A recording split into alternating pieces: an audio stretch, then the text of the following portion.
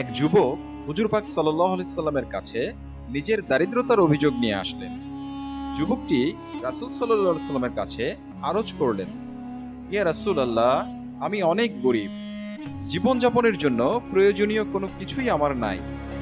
পরিবার পরিজনের খরচ বহন করার সামর্থ্যও নাই।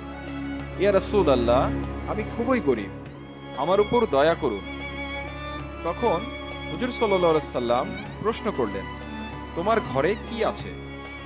সে জবাব দিল, ইয়া রাসূলুল্লাহ, আমার কাছে একটি কম্বল আর একটি পেয়ালা ছাড়া আর কিছুই নাই। অতঃপর হুজুর পাক সাল্লাল্লাহু আলাইহি সাল্লাম বললেন, যাও, তা নিয়ে আসো। সে ঘর থেকে কম্বল এবং পেয়ালাটি নিয়ে আসলো। অতঃপর তা বিক্রি করে একটা কুঠার কিনে আনা হলো। আর রাসূল সাল্লাল্লাহু আলাইহি সাল্লাম তাতে নিজ হাতে হাতল লাগিয়ে দিলেন আর বললেন, যাও, এ দিয়ে লাকড়ি সংগ্রহ করো।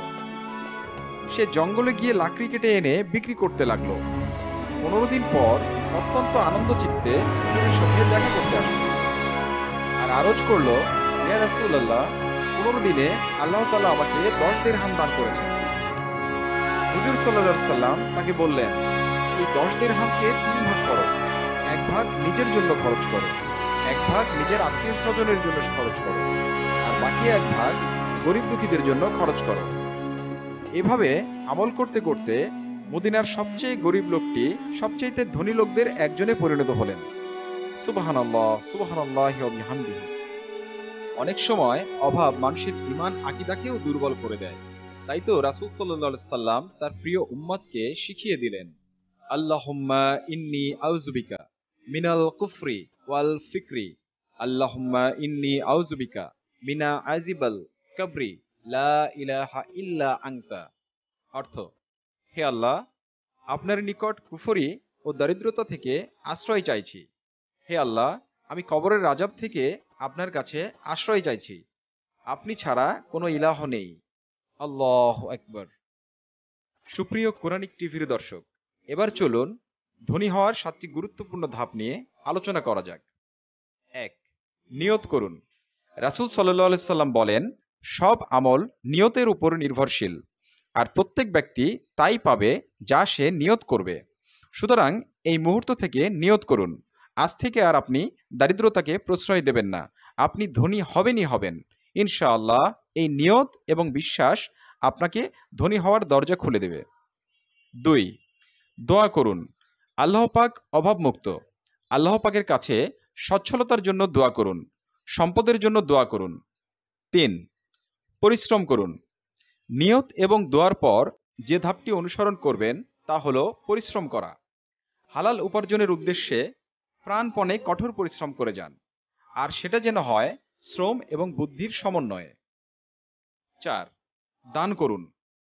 কোরআনে পাকে এসেছে, যারা আল্লাহ পাকের রাস্তায় তাদের সম্পদ খরচ করে তাদের দৃষ্টান্ত হলো এমন একটি বীজের মতো, যা জমিনে বপন করার পর তা থেকে 7টি করে ছড়া জন্মে এবং প্রতিটি ছড়ায় 100 করে দানা থাকে।